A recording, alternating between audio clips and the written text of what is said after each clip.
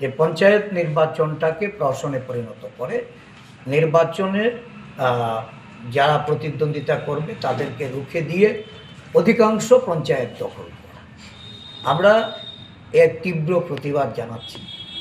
জেলা কংগ্রেস অফিসের এই ঘটনায় অবিলম্বে আমরা আরক্ষা কর্তৃপক্ষকে জানিয়েছি, এজাহার হয়েছে। এজাহার মূলে আরক্ষা কর্তৃপক্ষের এখন শাসক দলীয় যারা সন্ত্রাসী, যারা বিভিন্ন জায়গায় বিভিন্ন সময়ে বিগত কয়েক বছর ধরে এই উদয়পুর মহকুমা জুড়ে যারা সন্ত্রাসের সঙ্গে যুক্ত, তাদেরকে কিভাবে শাস্তি প্রদান করা যায়, তাদেরকে গ্রেপ্তার করে রাজনৈতিক বাতাবরণ এটাকে কিভাবে তারা সুষ্ঠু ও অবাধ নিরপেক্ষ নির্বাচন করার একটা অনুকূল পরিস্থিতি করা যায়, সেদিক থেকে লক্ষ্য রেখে পদক্ষেপ নিতে হবে।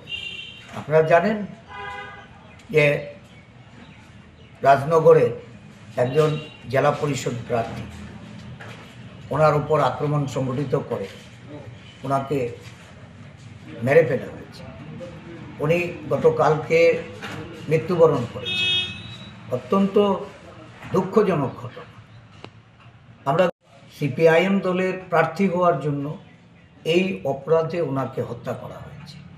এই ধরনের হত্যা লীলা করে সারা রাজ্য জুড়ে সন্ত্রাসের বাতাবরণ করে নির্বাচনে জয়লাভ করার যে প্রয়াস নিয়েছে মাননীয় মুখ্যমন্ত্রী, রাজ্যের পুলিশ মন্ত্রী, আইনমন্ত্রী, ওনার স্বরাষ্ট্র দপ্তরের এই ভূমিকা, এটা কোনোভাবেই মেনে নেওয়া যায় না।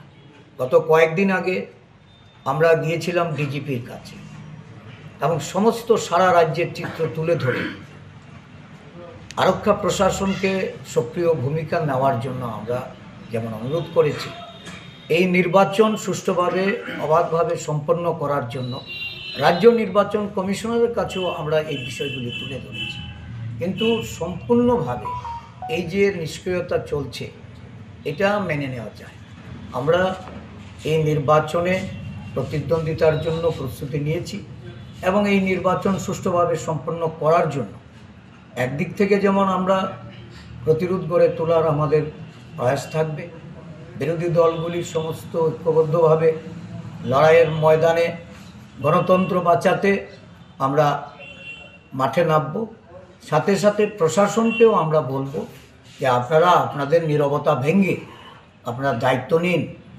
এই রাজ্যের মানুষ আজকে শাসক দলের সন্ত্রাসে, শাসক দলের জুলুমে, শাসক দলের অত্যাচারে তাদের প্রতিবাদের ভাষা হারিয়েছে।